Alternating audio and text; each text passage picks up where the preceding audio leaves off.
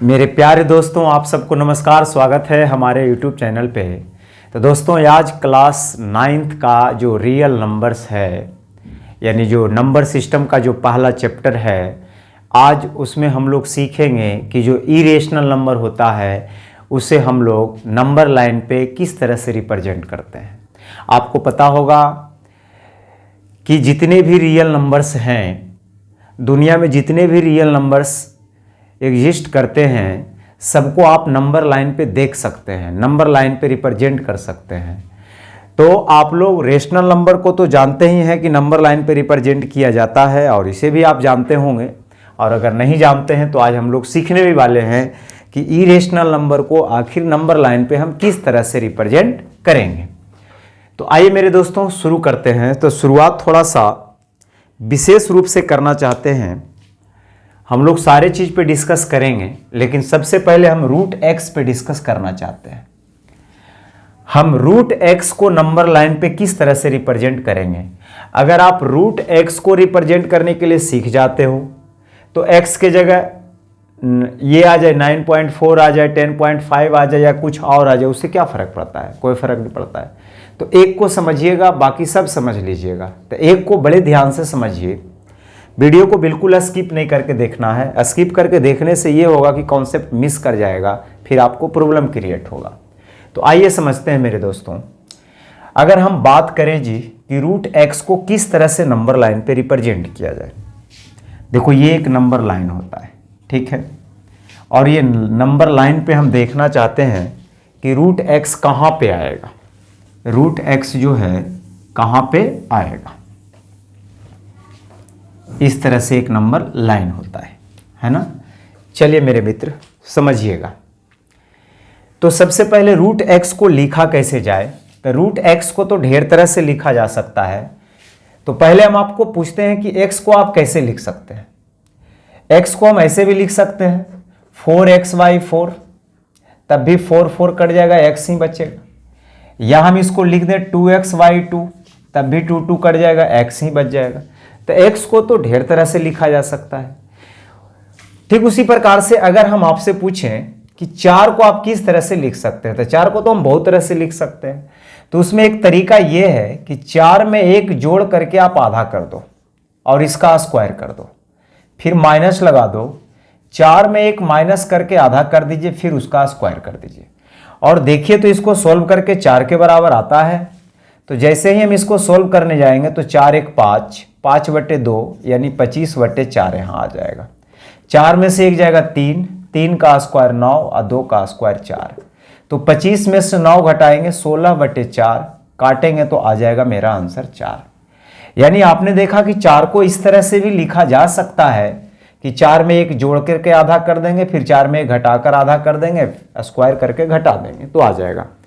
अगर मैं आपसे पूछूं कि 3 को आप किस तरह से लिख सकते हैं, अगर इस फॉर्मेट में हम 3 को लिखने के लिए बोले तो ऐसा आप कर सकते हैं 3 + 1/2 इसका स्क्वायर माइनस 3 - 1/2 इसका स्क्वायर। देखते हैं करके सही है कि गलत। तो 3 1 4, 4 के आधा 2 होता है और 2 का स्क्वायर 4। 3 में से 1 जाएगा 2, 2/2 करोगे 1, 1 का स्क्वायर 1, तो 4 में 1 घटाएंगे यानी 3 आ गया। इसका मतलब ये बिल्कुल सटीक बैठ रहा है, ठीक है। और चेक करके देखते हैं 5 में क्या लागू होगा। तो अगर मैं बात 5 की करूं तो 5 में 1 जोड़ करके आधा कर देता हूं, ठीक, और फिर मैं क्या करता हूं 5 में 1 घटा करके आधा कर देता हूं और करता हूं इसका स्क्वायर, देखता हूं आता है कि नहीं। तो 5 1 6, 6/2 करेंगे 3, 3 का स्क्वायर 9, 5 में से 1 जगह 4/2 करेंगे 2, 2 का स्क्वायर 4, यानी 9 में से 4 घटेगा तो 5 बिल्कुल आ जाएगा, 5 बिल्कुल आ जाएगा मेरे मित्र। अब आइए समझते हैं। ठीक उसी प्रकार से अगर मैं आपसे पूछूं कि आप x को कैसे लिख सकते हो, जैसे आपने 4 को लिखा कि 4 में 1 जोड़कर आधा किया, फिर 4 में 1 घटा के आधा किया, वैसे हम x को भी तो लिख सकते हैं x + 1/2, है ना, और इसका स्क्वायर। फिर इसको लिख सकते हैं x - 1/2, फिर इसका स्क्वायर। जैसे ही आप इसको सोल्व करोगे ना तो फिर x के बराबर आएगा। जैसे आपने देखा 4 को लिखा, फिर से सोल्व किया 4 आया, इसको सोल्व किया फिर से 3 आया, इसको सोल्व किया फिर से 5 आया। तो हम इसको सोल्व करने जाएंगे तो फिर से मेरा क्या आने वाला है, x आने वाला है। ध्यान रखना है रूट के अंदर जो भी नंबर होता है पॉजिटिव होता है ना। रूट के अंदर पॉजिटिव होता है तभी वो रियल नंबर होता है, अदरवाइज वो रियल नंबर नहीं होता है। और जो रियल नंबर नहीं होता उसे हम लोग नंबर लाइन पे रिप्रेजेंट नहीं कर सकते। तो रूट के अंदर x है तो x को पॉजिटिव रखना है ना। ऐसा नहीं कि -3 पे सेट करने लग जाना है और वहां नहीं आएगा तो फिर दिक्कत हो जाएगा। इसको अगर आप सोल्व करोगे तो आ जाएगा, ठीक है। हम इसमें टाइम वेस्ट नहीं करना चाहते हैं, आप इसको सोल्व कर सकते हैं, आ जाएगा। तो x को लिखने का एक नया तरीका बन गया। यानी x को अगर हम इस तरह से लिख सकते हैं और दोनों साइड अगर हम रूट लगा दें, यानी इधर भी x और इधर भी रूट लगा दें, तो कोई बुराई है? आप कहेंगे सर कोई बुराई नहीं, हम ऐसा कर सकते हैं, हम ऐसा कर सकते हैं। तो रूट x को हम इतना लिख सकते हैं, इसमें कोई दिक्कत वाली बात नहीं है। तो आइए मेरे मित्र अब शुरू करते हैं बात को।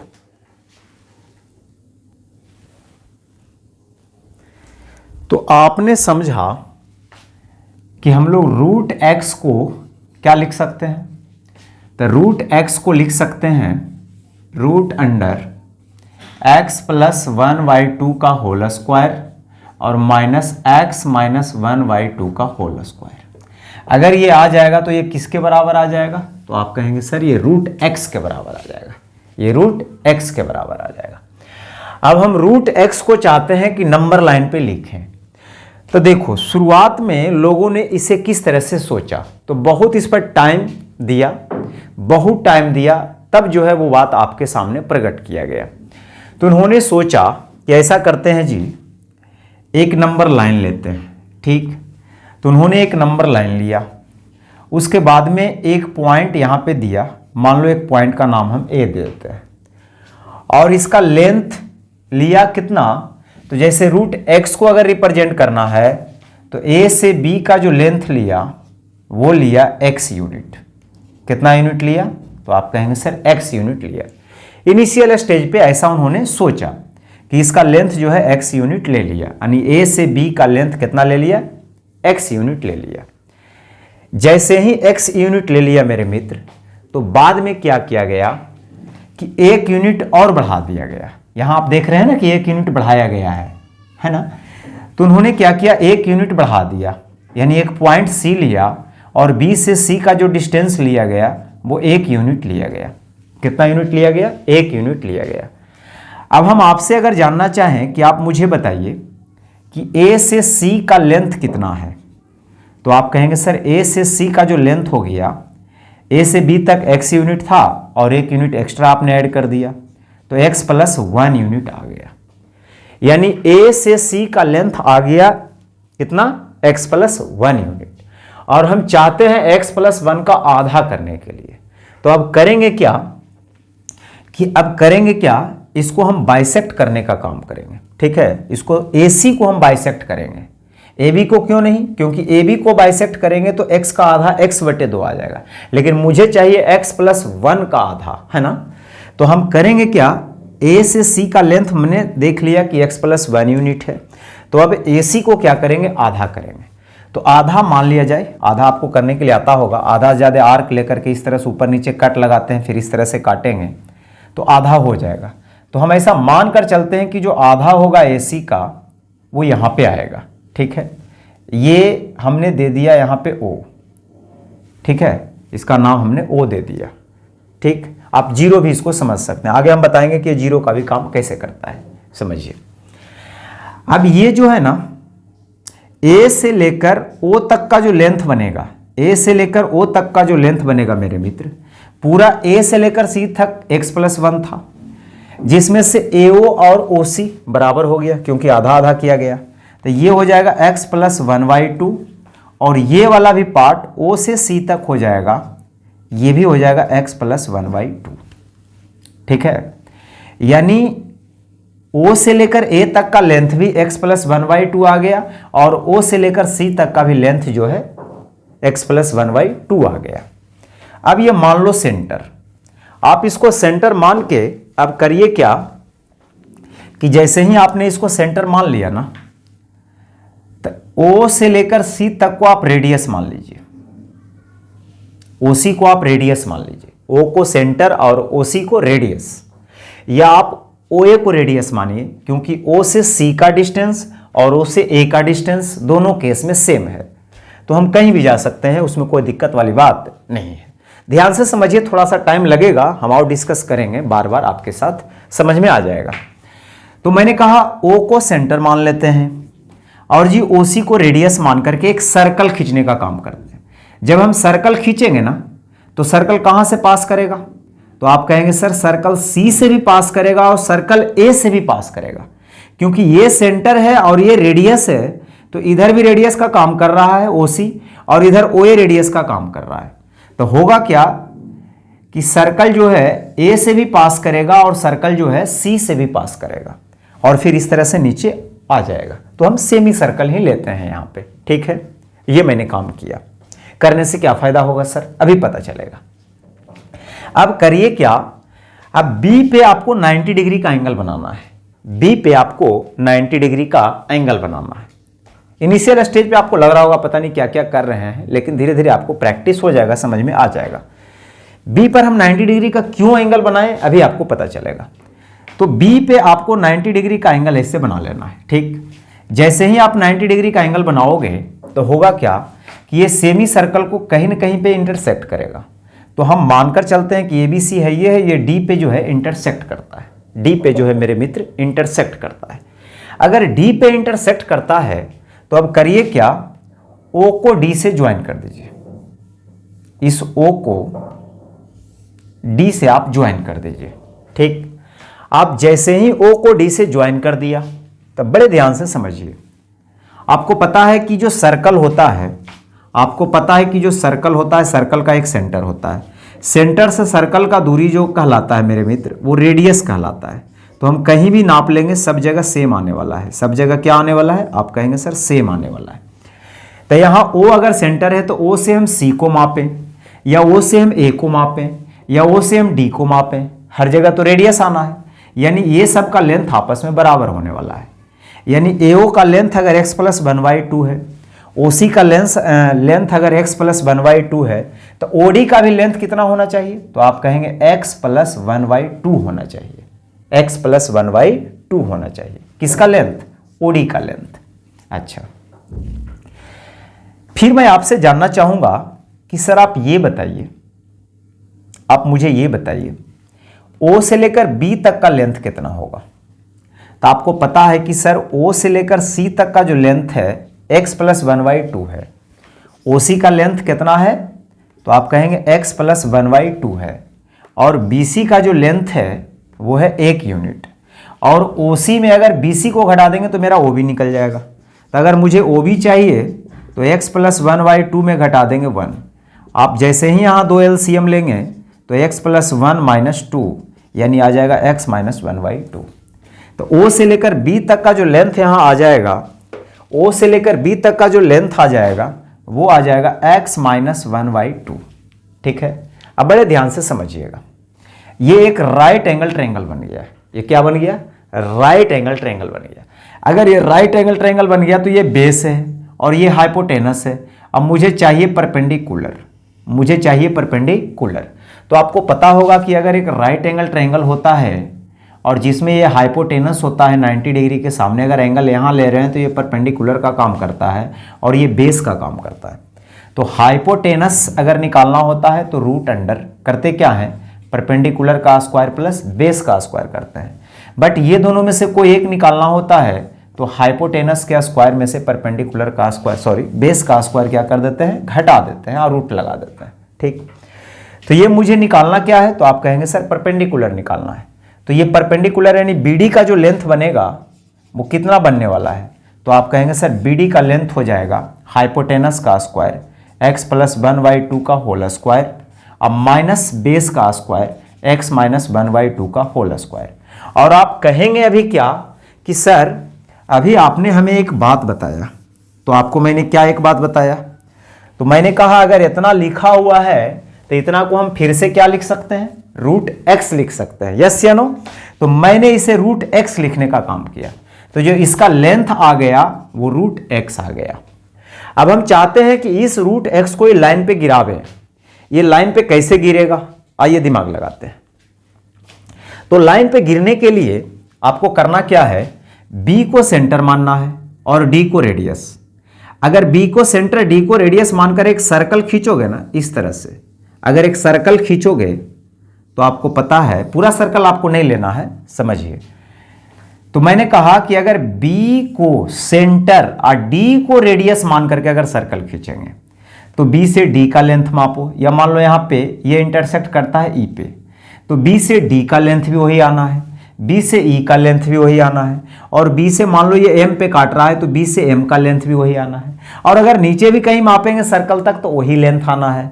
तो हम करेंगे क्या कि सर ये रेडियस अगर है, BD अगर रेडियस है तो मेरा BE भी तो रेडियस बनेगा ना, तो B से लेकर E तक का जो लेंथ बनेगा, B से लेकर E तक का जो लेंथ बनेगा वो कितना बनेगा, √x बनेगा, √x बनेगा। यानी जो पॉइंट E होगा ना वो किसको रिप्रेजेंट कर रहा होगा, √x को रिप्रेजेंट कर रहा होगा, √x को रिप्रेजेंट कर रहा होगा। ठीक है, तो मैंने इसमें x लेकर के बनाया था, आपको थोड़ा सा परेशानी हो सकता है, तो हम लोग करते क्या है, प्रैक्टिस करते हैं क्वेश्चन का क्या करते हैं, प्रैक्टिस करते हैं, समझ में आ जाएगा। तो आइए मेरे मित्र, अब हम लोग समझते हैं कि जैसे हमने √x को रिप्रेजेंट किया नंबर लाइन पे, तो √9.4 को किस तरह से रिप्रेजेंट करेंगे, और √x वाला अगर नहीं समझ में आया होगा तो ये यानी अगला क्वेश्चन करने के बाद आपको 100% समझ में आ जाएगा। ठीक है, उसके बाद भी अगर दिक्कत होगा तो एक बार और देख लेना है। ठीक, अब अगर मुझे √9.4 को अगर नंबर लाइन पे रिप्रेजेंट करना होगा तो अभी हमने एक काम क्या किया था, तो आप कहेंगे सर एक लाइन आपने ड्रॉ किया था, आपने एक लाइन ड्रॉ किया था, ठीक, और एक पॉइंट का नाम A दिया था, और अगर x को रिप्रेजेंट करना था, √x को था, तो AB का लेंथ जो है हमने कितना लिया था, x यूनिट लिया था। लेकिन इस बार मुझे करना क्या है, √9.4 को रिप्रेजेंट करना है, तो A से लेकर B तक का जो हम लेंथ लेने वाले हैं मेरे मित्र, वो कितना लेने वाले हैं, 9.4 यूनिट, 9.4 यूनिट। तो A से B का जो लेंथ है वो है मेरा 9.4 यूनिट।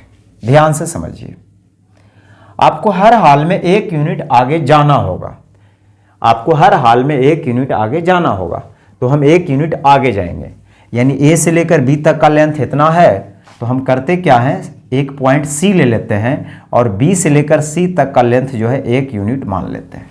हम कितना मान लेते हैं, 1 यूनिट मान लेते हैं। अगर हम आपसे पूछें कि आप बताइए जी A से लेकर C तक का लेंथ कितना बन गया, तो A से लेकर C तक का लेंथ जो बन गया 9.4 + 1, 9.4 + 1 बन गया, यानी बन गया ये 10.4 बन गया, इसका लेंथ बन गया 10.4।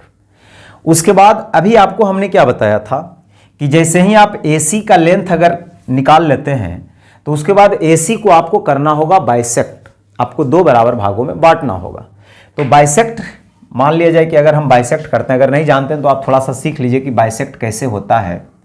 आप एक किसी भी लाइन को, लाइन सेगमेंट को अगर बाइसेक्ट करना होता है तो कंपास यहाँ पे रखना होता है और आधा से ज़्यादा लेंथ का आर्क लेना होता है, इस तरह से कट लगाना होता है, फिर वही आर्क यहाँ लेकर कट लगाइएगा, इसको अगर मिलाइएगा तो ये इसको बाइसेक्ट भी करेगा, साथ में 90 डिग्री पे भी बाइसेक्ट करेगा, जिसे बोलने का काम करते हैं परपेंडिकुलर बाइसेक्टर।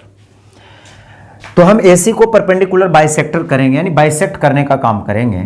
तो मान लो एक पॉइंट मेरा मिलेगा, उसका नाम हमने दे दिया O, एक पॉइंट मेरा मिलेगा उसे हमने कह दिया O, ठीक।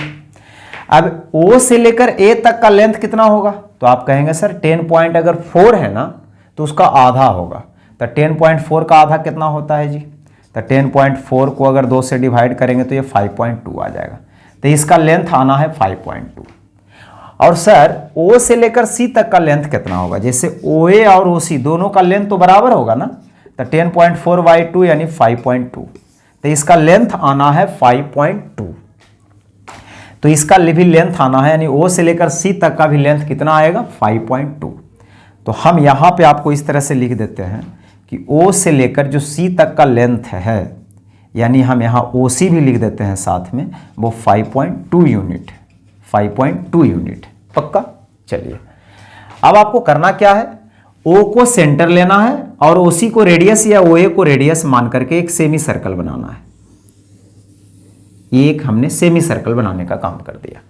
जैसे ही आपने सेमी सर्कल बनाया तो ये मेरा रेडियस है, ये मेरा रेडियस है, सब मेरा रेडियस, ठीक।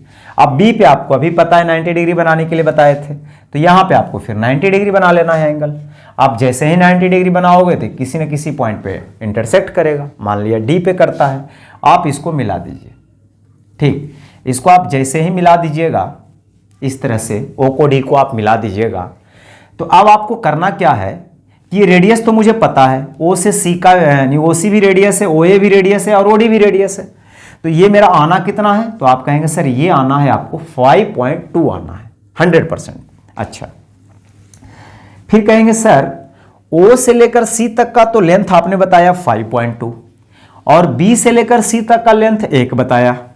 तो अगर मैं आपसे पूछूं कि जी बताइए ओ से लेकर बी तक का लेंथ कितना होगा, तो ओ से लेकर बी तक का लेंथ जो है 1 यूनिट कम जाएगा, यानी 5.2 है तो यह जाएगा 4.2, पक्का 4.2 आएगा। और जैसे ही आप इसका स्क्वायर रूट निकाल के बी डी निकालोगे ना, तो मैं विश्वास के साथ कह सकता हूं कि यही आएगा, √9.4 आएगा।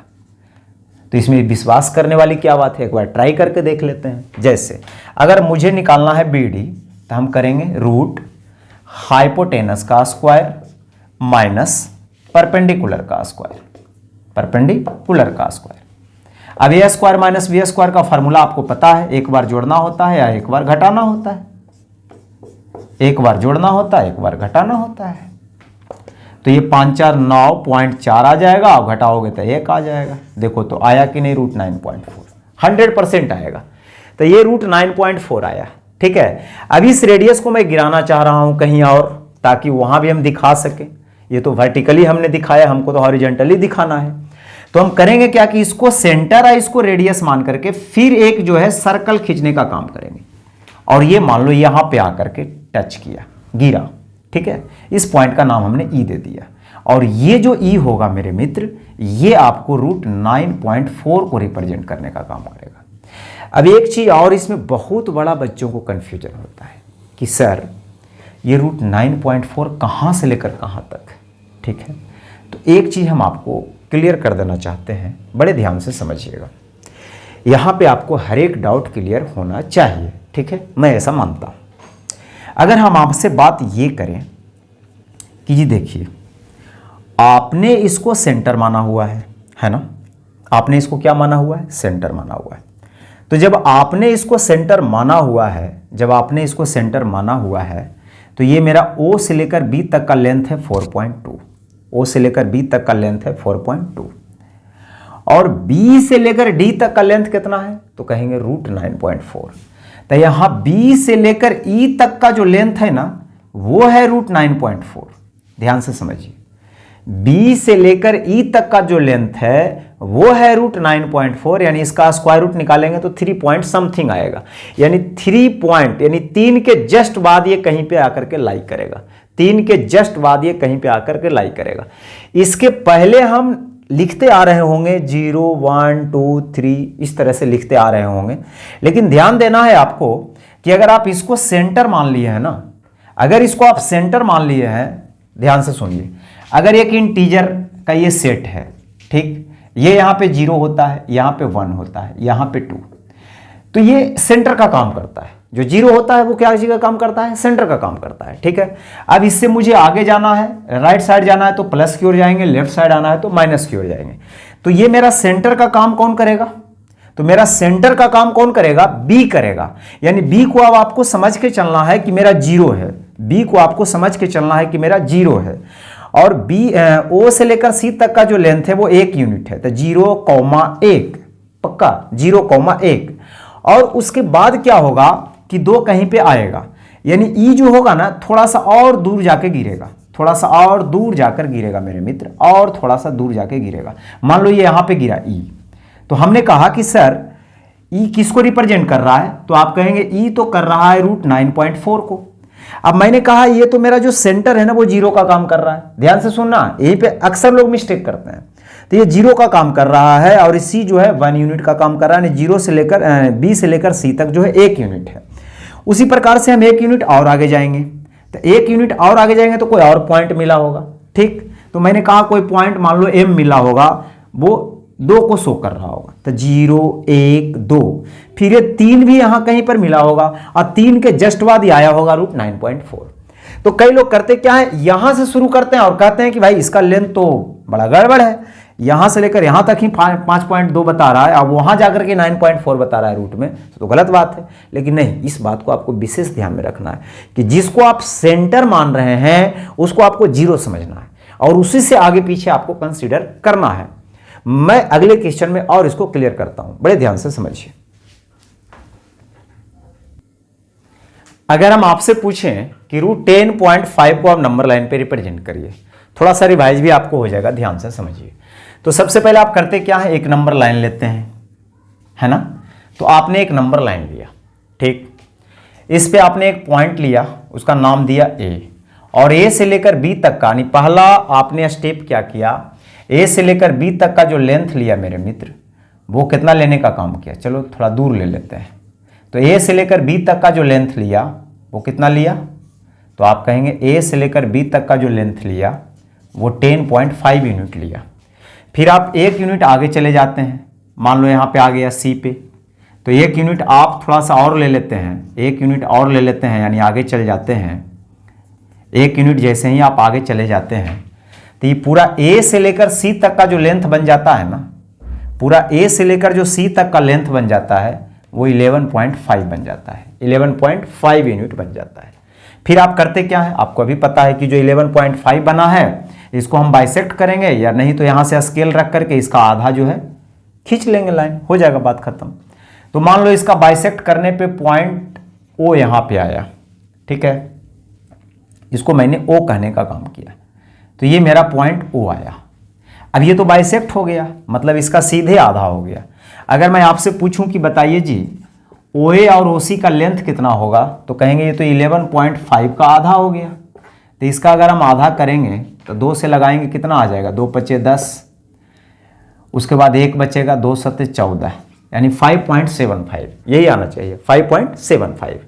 यानी O से लेकर C तक का लेंथ कितना आना है, तो आप कहेंगे O से लेकर C तक का लेंथ जो आना है वो 5.75 यूनिट आना है। फिर O से A आवो चाहे O से C जाओ, एक ही बात है, कोई दिक्कत वाली बात नहीं है। अब समझिएगा करते क्या है, हम लोग O को सेंटर और OA को रेडियस मान करके एक सेमी सर्कल खींचने का काम करते हैं। तो फिर से आप एक सेमी सर्कल खींचिए, जैसे ही आपने एक सेमी सर्कल खींचा बस आपका काम खत्म हो गया।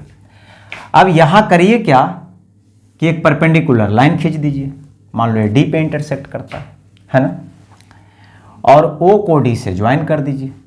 OA भी रेडियस, OD भी रेडियस, OC भी रेडियस, और सब रेडियस कितना के बराबर होना है, क्योंकि ये रेडियस के बराबर आया है ना, तो हर एक रेडियस होना है 5.75 यूनिट के बराबर। तो ये आ जाएगा 5.75 यूनिट, और ये कितना आएगा, तो 5.75 से 1 यूनिट कम आएगा, क्योंकि मुझे O से लेकर B तक का लेंथ चाहिए। तो अगर मुझे OB का लेंथ चाहिए तो ये आ जाएगा 5.75 में 1 यूनिट कम आ जाएगा, है ना, तो ये आ जाएगा 4.75। ये 4.75 आएगा, और आपको अभी पता है कि जब इसका सॉल्यूशन करेंगे और BD निकालेंगे तो हर हाल में यही चीज़ आना है, इसमें कोई बुराई वाली बात नहीं है। अगर ये यही चीज़ आएगा तो इसको हम सेंटर मानेंगे, इसको रेडियस मान करके फिर क्या करेंगे, इसको नीचे गिरा देंगे। तो मान लो ये यहाँ पे आया, और E पॉइंट जो है किसको रिप्रेजेंट कर रहा होगा, E पॉइंट रिप्रेजेंट कर रहा होगा मेरे मित्र किसको, रूट 10.5 को। अब आपको समझना क्या है, आपको समझना है कि हमने सेंटर किसको माना है, B को माना है। तो B को आपको ऐसा समझ के चलना है कि यहाँ 0 लिखा हुआ है, उसके आगे यहाँ 1 लिखा हुआ है, फिर 2 लिखा होगा, फिर 3 लिखा होगा, तो 3 और 4 के बीच में वो रूट 10.5 लाई कहीं कर रहा होगा। तो मेरे हिसाब से अब कंफ्यूजन वाली बात नहीं होनी चाहिए। इसके पहले भी आप घटते हुए जाओगे तो उतना ही बात तक आएगा, तो दिक्कत वाली बात नहीं होना है, ठीक है। तो इस तरह से, और आपको वैसे भी कोई पूछेगा नहीं, मैंने जानकारी के लिए आपको ये चीज़ बता दिया, ठीक है। तो पॉइंट E जो है रूट 10.5 को शो कर रहा होगा। अब मैंने आगे क्वेश्चन में क्या कर दिया है, +1 कर दिया है, कोई बुराई नहीं है, +1 कर दिया। तो आपको पता है ना कि E वाला जो पॉइंट है, E पॉइंट है रूट 10.5 को रिप्रेजेंट कर रहा है। अगर मुझे +1 चाहिए तो यहां से 1 यूनिट आगे चले जाएंगे, कहीं पर पॉइंट और दूसरा आ रहा होगा, E के बाद F आ रहा होगा, और 1 यूनिट थोड़ा सा आगे जाने पे अब यहां से जो है बी से लेकर ई तक का जो लेंथ आ रहा है √10.5, अब बी से एफ तक का लेंथ आ जाएगा √10.5 प्लस 1, और ये किसको रिप्रेजेंट कर रहा होगा, तो √10.5 प्लस 1 को रिप्रेजेंट कर रहा होगा। क्या दिक्कत है? अगर हमको 1 यूनिट बैक आना है तो 1 यूनिट पीछे आ जाएंगे, 2 यूनिट आना है तो 2 यूनिट पीछे आ जाएंगे, नाप करके और वहाँ पे लिख देंगे पॉइंट को, आसानी से रिप्रेजेंट हो जाएगा। तो मैं उम्मीद करता हूँ कि आपको बहुत अच्छा से समझ में आया होगा। अच्छा, रह गया बात कि इसको कैसे रिप्रेजेंट किया जाए, तो ये तो खैर सिंपल है, आप लोग वैसे भी स्कूल में पढ़ते होंगे तो समझ में आ गया होगा। मुझे लगा कि आपको थोड़ा सा इस टाइप के प्रॉब्लम में दिक्कत हो सकता है, ठीक है, तो मैंने सोचा क्या कि क्यों ना इस पर एक वीडियो बना दिया जाए ताकि बच्चों को परेशानी ना हो। तो आपके परेशानी के मद्देनजर रखते हुए हमने ये काम किया। कोई ज़रूरी नहीं है कि आपको प्रॉब्लम ही हो, बिना प्रॉब्लम के भी हो सकते हैं, आप समझ गए होंगे पूरा, तो कोई बात नहीं, फिर भी अगर आप देख लिए तो आपको एक बार रिवाइज हो गया। तो मेरे मित्र, आज के लिए इतना ही, मिलते हैं अगले एपिसोड में।